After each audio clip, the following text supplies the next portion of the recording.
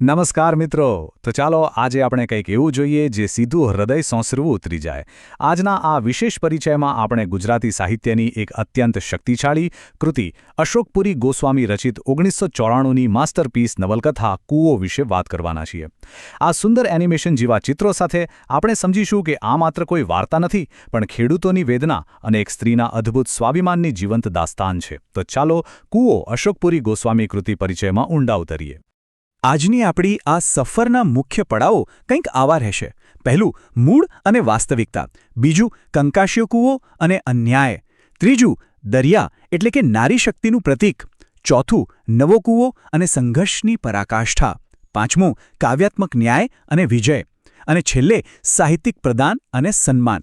બસ આ જ ક્રમમાં આપણે આગળ વધીશું. તો શરૂઆત કરીએ આપણા પહેલા વિભાગથી, મૂળ અને વાસ્તવિકતા. કથાનું બીજ. હવે સૌથી રસપ્રદ વાત એ છે કે આ કથાનું બીજ ક્યાં રોપાયું? જુઓ, આ કોઈ હવામાંથી આવેલી કાલ્પનિક વાર્તા નથી. આ તો 1950ના દાયકાના ચરોતર પ્રદેશની નક્કર વાસ્તવિકતા છે.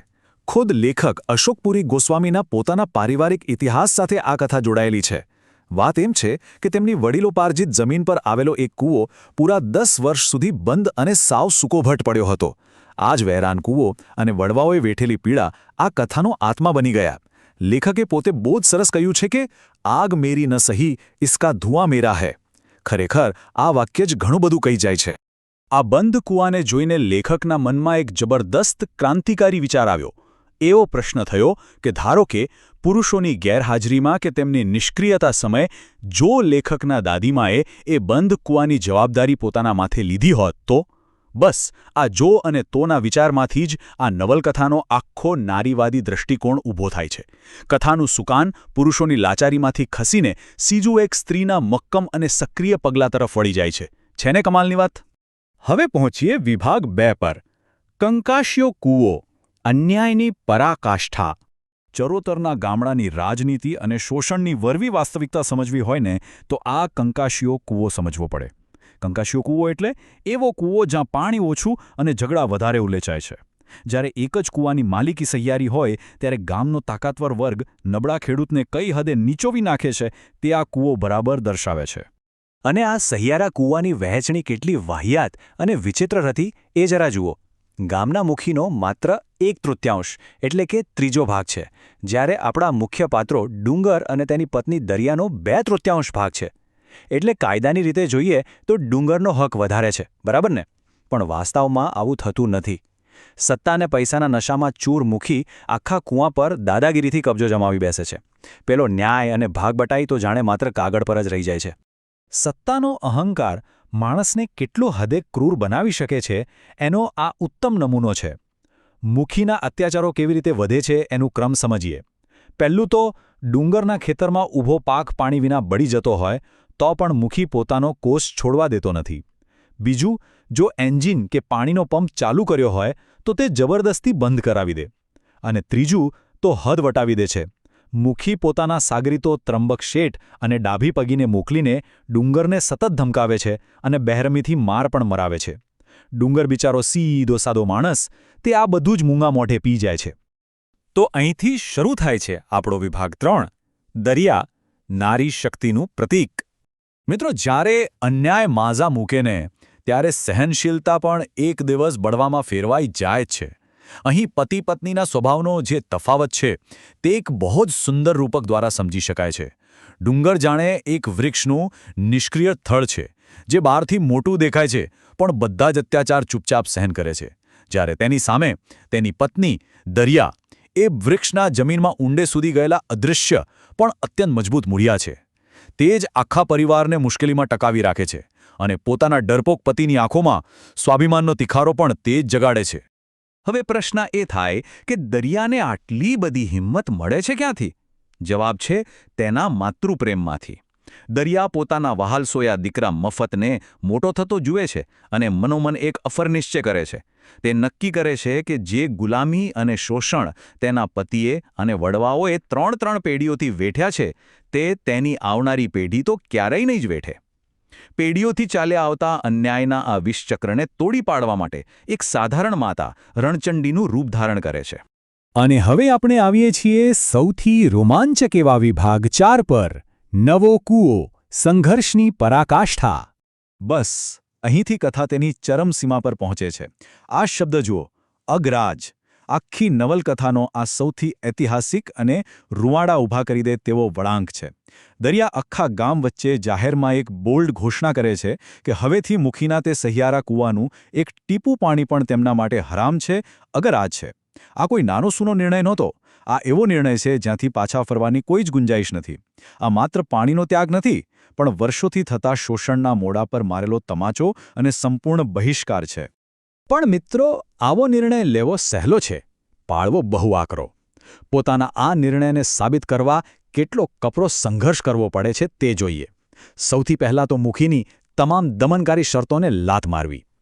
ત્યારબાદ પોતાનો નવો કૂવો ખોદવા માટે હાડકાં ઓગાળી નાખે તેવી કાળી મજૂરી અને શારીરિક યાતનાઓ હસતા મોઢે સહન કરવી. આ કોઈ સામાન્ય મજૂરી નથી હોતી. આ તો જાત મહેનત અને આત્મનિર્ભરતા દ્વારા પોતાનું ખોવાયેલું, કચડાયેલું સ્વાભિમાન જમીનમાંથી પાછું ખેંચી લાવવાની અદ્ભુત યાત્રા છે. આ મહેનતનું શું પરિણામ આવે છે તે જોઈએ. વિભાગ 5માં કાવ્યાત્મક ન્યાય અને વિજય.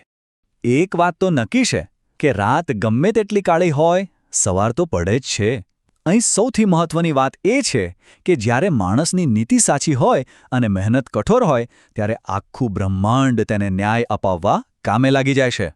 ડુંગર અને દરિયાના નવા કૂવામાંથી આખરે અમૃત જેવી શુદ્ધ પાણીની સેર ફૂટે છે. અને બીજી તરફ કુદરતનો ન્યાય જુઓ, બહુ જ રસપ્રદ છે.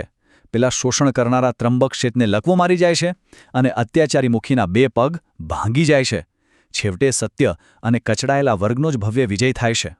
કૂવાના પ્રતિકાત્મક અર્થને જરા ધ્યાનથી સમજીએ.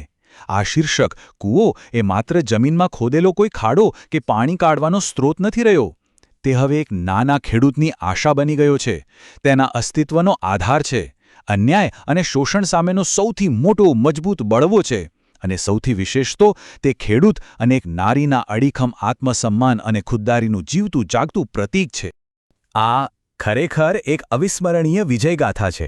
આ સુંદર એનિમેટેડ ચિત્રમાં દેખાતો લીલોછમ, લહેરાતો પાક અને વચ્ચે ભરેલો કૂવો, જ્યાં એક સમયે અંધકાર અને નિરાશાનું પાણી ઉલેચાતું હતું, તે જ કૂવો અંતે આશાનું અજવાળું બનીને ચમકી ઉઠે છે. આ દૃશ્ય દરિયાની અદમ્ય હિંમત અને પાયાના શ્રમજીવી ખેડૂતની ભવ્ય જીતની ઉજવણી સમાન છે. જોતાં જ આંખને ઠાડક થાય છે, ખરું ને? અને હવે આપણે અંતિમ પડાવ પર છીએ. વિભાગ 6, ઐતિહાસિક સન્માન અને સાહિત્યિક પ્રદાન. વર્ષ 1997. આ વર્ષ આખા ગુજરાતી સાહિત્ય જગત માટે ખૂબ જ ગૌરવપૂર્ણ રહ્યું. શા માટે? કારણ કે આ વર્ષે અશોકપુરી ગોસ્વામીની આ કલમને અને આ નવલકથાને સર્વોચ્ચ એવો ભારતીય સાહિત્ય અકાદમી પુરસ્કાર દિલ્હી દ્વારા એનાયત કરવામાં આવ્યો. આ પુરસ્કારે સાબિત કરી દીધું કે ગામડાની એ તળપદી બોલી અને એક સાવ સામાન્ય લાગતા ખેડૂતની કથામાં કેટલી પ્રચંડ તાકાત છુપાયેલી હોય છે. આ સંદર્ભમાં નોબેલ પારિતોષિક વિજેતા વૈશ્વિક લેખિકા શ્વેતલાના એલેક્સિયેવિચનું આ વાક્ય ખરેખર હૃદયસ્પર્શી છે. જ્યારે નાના માણસો પોતાનો નાનો ઇતિહાસ કહે છે, ત્યારે એક મોટો ઇતિહાસ કહેવાઈ જાય છે. લેખક અશોકપુરી ગોસ્વામીએ પણ પોતાની આ કથામાં બરાબર આવું જ કર્યું છે. એક સામાન્ય ગામડાના ખેડૂત અને તેની પત્નીના નાના અમથા કૂવાના ઝઘડાની વાત કહીને તેમણે હકીકતમાં શોષણ સામે ઊભા થતા સ્વાભિમાનનો એક બહુ જ મોટો અને ક્યારેય ન ભૂલાય તેવો સાર્વત્રિક ઇતિહાસ રચી દીધો છે. અંતે આપણને સૌને એક વિચાર તો કરી દે તેવો પ્રશ્ન: સામાન્ય માણસની આ અદમ્ય હિંમત અને રોજિંદો સંઘર્ષ આવતીકાલના અસાધારણ ઇતિહાસને કેવી રીતે આકાર આપે છે? આ પ્રશ્ન પર આપણે સૌએ જરૂરથી વિચાર કરવા જેવો છે.